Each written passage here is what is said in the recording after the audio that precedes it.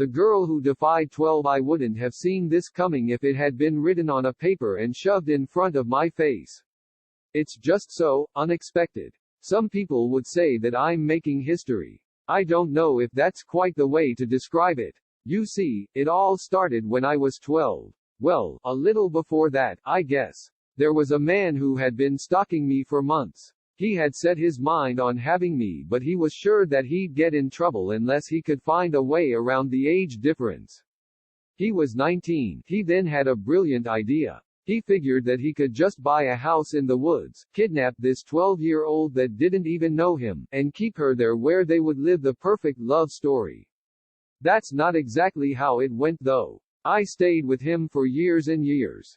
Then, one lucky year, it must have been the year of the sheep, he told me that he would grant me one wish. He would give me anything I wanted that he could get me. That meant that things like a car or seeing my family were probably out of the picture. After thinking for a few days, I requested that he give me something simple. A journal and something to write with. He gave it to me happily, and for the remainder of my time in that house, the journal was my best friend. I wrote in the journal daily and even had something specific that I would write on every page. I wrote a simple plea that, if anyone were to find the book or at least a page, they would give the page to my police, who would use the information on it to find me. 2 years after I got the journal, Michael trusted me enough to take me to a park that was just outside the woods. Michael is the man who held me captive. I took the journal and the necklace that he'd given me, and, when he wasn't paying attention, I set the book and necklace on the ground and covered it with leaves. I hoped that someone would find it someday and come for me.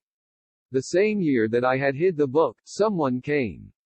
I had been losing hope, but Detective Min saved me and even took me in. I did have a place to go, but I needed time to myself. It was weird since I had been mostly alone for so long, but I needed time to adjust, and Detective Min and his wife were kind enough to let me stay with them.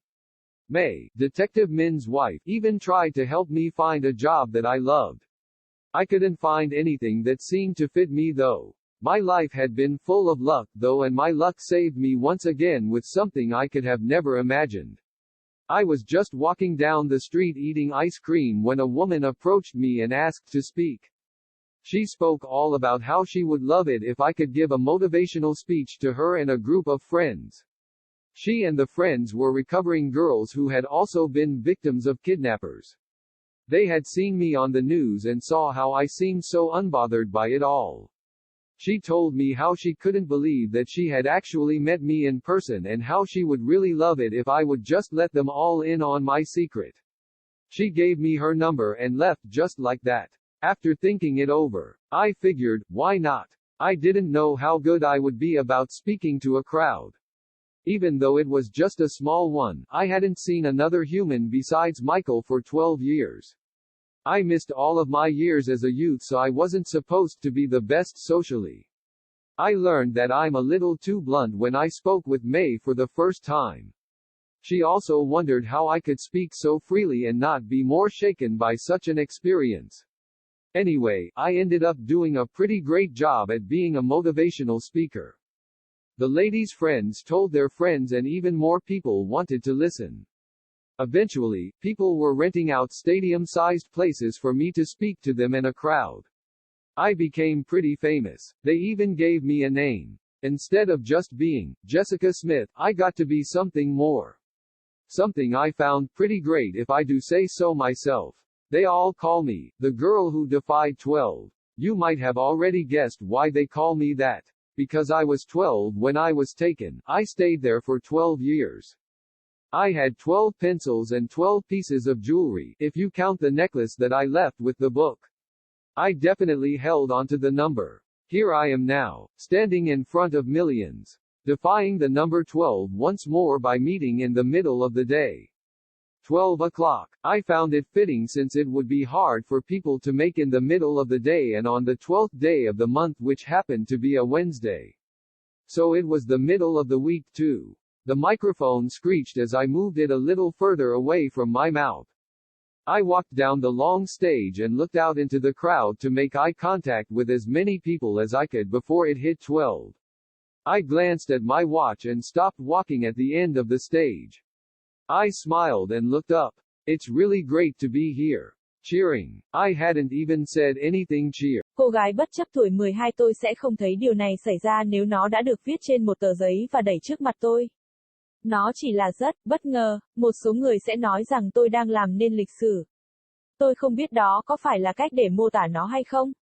Bạn thấy đấy, tất cả bắt đầu khi tôi 12 tuổi. Tôi đoán là, một chút trước đó, có một người đàn ông đã theo dõi tôi trong nhiều tháng. Anh ấy đã quyết định có tôi nhưng anh ấy chắc chắn rằng anh ấy sẽ gặp rắc rối, trừ khi anh ấy có thể tìm ra cách để vượt qua sự chênh lệch tuổi tác. Anh ấy 19 tuổi, sau đó anh ấy có một ý tưởng tuyệt vời. Anh ta nghĩ rằng anh ta có thể mua một ngôi nhà trong rừng, bắt cóc đứa trẻ 12 tuổi này thậm chí còn không biết anh ta, và giữ cô ấy ở đó, nơi họ sẽ sống một câu chuyện tình yêu hoàn hảo. Đó không phải là cách nó diễn ra chính xác, tôi đã ở với anh ấy trong nhiều năm và nhiều năm.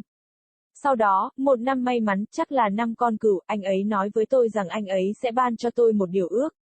Anh ấy sẽ cho tôi bất cứ thứ gì tôi muốn mà anh ấy có thể có được tôi. Điều đó có nghĩa là những thứ như một chiếc xe hơi hoặc nhìn thấy gia đình tôi có thể không có trong ảnh. Đóng ngoặc đơn, sau khi suy nghĩ trong vài ngày, tôi yêu cầu anh ấy đưa cho tôi một cái gì đó đơn giản. Một cuốn nhật ký và một cái gì đó để viết cùng. Anh ấy đã đưa nó cho tôi một cách vui vẻ và trong suốt thời gian còn lại của tôi trong ngôi nhà đó, cuốn nhật ký là người bạn tốt nhất của tôi.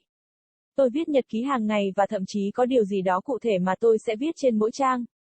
Tôi đã viết một lời cầu xin đơn giản rằng, nếu ai đó tìm thấy cuốn sách hoặc ít nhất là một trang, họ sẽ đưa trang đó cho cảnh sát của tôi, người sẽ sử dụng thông tin trên đó để tìm tôi.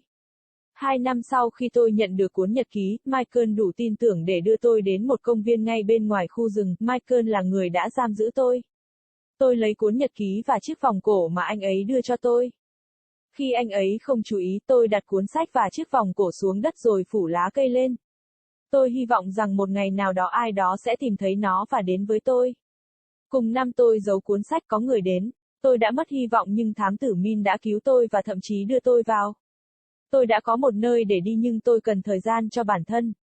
Thật kỳ lạ vì tôi hầu như chỉ ở một mình quá lâu nhưng tôi cần thời gian để điều chỉnh và thám tử Min và vợ của anh ấy đủ tốt để tôi ở lại với họ. May, vợ của thám tử Min thậm chí còn cố gắng giúp tôi tìm được một công việc mà tôi yêu thích. Mặc dù vậy, tôi không thể tìm thấy bất cứ thứ gì có vẻ phù hợp với mình. Tuy nhiên, cuộc sống của tôi đầy may mắn và may mắn của tôi đã cứu tôi một lần nữa với một thứ mà tôi có thể không bao giờ tưởng tượng được. Tôi vừa đi xuống phố ăn kem thì một người phụ nữ đến gần tôi và yêu cầu được nói chuyện. Cô ấy đã nói tất cả về việc cô ấy sẽ thích nó như thế nào nếu tôi có thể đưa ra một bài phát biểu truyền động lực cho cô ấy và một nhóm bạn. Cô và những người bạn đang hồi phục những cô gái cũng từng là nạn nhân của những kẻ bắt cóc. Họ đã nhìn thấy tôi trên bản tin và thấy tôi dường như không bị ảnh hưởng bởi tất cả. Cô ấy nói với tôi rằng cô ấy không thể tin rằng cô ấy đã thực sự gặp tôi trực tiếp và cô ấy sẽ thực sự yêu nó như thế nào nếu tôi chỉ cho họ biết tất cả bí mật của tôi. Cô ấy cho tôi số của cô ấy và rời đi như vậy. Sau khi suy nghĩ kỹ tôi đã tìm ra tại sao không. Tôi không biết mình sẽ giỏi như thế nào khi nói trước đám đông. Mặc dù nó chỉ là một đứa trẻ nhỏ, tôi đã không nhìn thấy một con người nào khác ngoài Michael trong 12 năm. Tôi đã bỏ lỡ tất cả những năm tháng tuổi trẻ của mình vì vậy tôi không được cho là người giỏi nhất về mặt xã hội. Tôi nhận ra rằng mình hơi quá thẳng thắn khi nói chuyện với May lần đầu tiên. Cô ấy cũng tự hỏi làm thế nào tôi có thể nói chuyện một cách thoải mái như vậy và không bị run sợ hơn trước một trải nghiệm như vậy. Dù sao đi nữa tôi đã hoàn thành một công việc khá tuyệt vời khi trở thành một diễn giả truyền động lực. Bạn của phu nhân đã kể cho bạn bè nghe và càng có nhiều người muốn nghe. Cuối cùng, mọi người đã thuê những địa điểm có kích thước như sân vận động để tôi nói chuyện với họ và đám đông. Tôi đã trở nên khá nổi tiếng. Họ thậm chí còn cho tôi một cái tên. Thay vì chỉ là Jessica Smith tôi phải trở thành một cái gì đó hơn thế nữa. Một điều gì đó tôi thấy khá tuyệt nếu bản thân tôi nói như vậy. Tất cả họ đều gọi tôi là cô gái 12 tuổi bất chấp. Bạn có thể đã đoán được tại sao họ gọi tôi như vậy. Bởi vì tôi 12 tuổi khi tôi bị bắt tôi đã ở đó trong 12 năm, tôi có 12 cây bút chì và 12 món đồ trang sức nếu bạn đếm chiếc vòng cổ mà tôi để lại cùng với cuốn sách. Tôi chắc chắn nắm giữ con số. Tôi ở đây bây giờ, đứng trước hàng triệu người, bất chấp con số 12 một lần nữa bằng cách gặp gỡ vào giữa ngày. 12 giờ, tôi thấy nó phù hợp vì mọi người sẽ khó kiếm vào giữa ngày và vào ngày thứ 12 của tháng mà tình cờ là thứ tư. Vì vậy, đó cũng là giữa tuần. Micro kêu lên khi tôi di chuyển nó ra xa miệng hơn một chút. Tôi bước xuống sân khấu dài và nhìn ra ngoài đám đông để giao tiếp bằng mắt với nhiều người nhất có thể trước khi nó điểm 12 giờ. Tôi liếc nhìn đồng hồ và dừng bước ở cuối sân khấu. Tôi mỉm cười và nhìn lên, thật sự rất tuyệt khi được ở đây. Hân hoan, tôi thậm chí đã không nói bất cứ điều gì cổ vũ.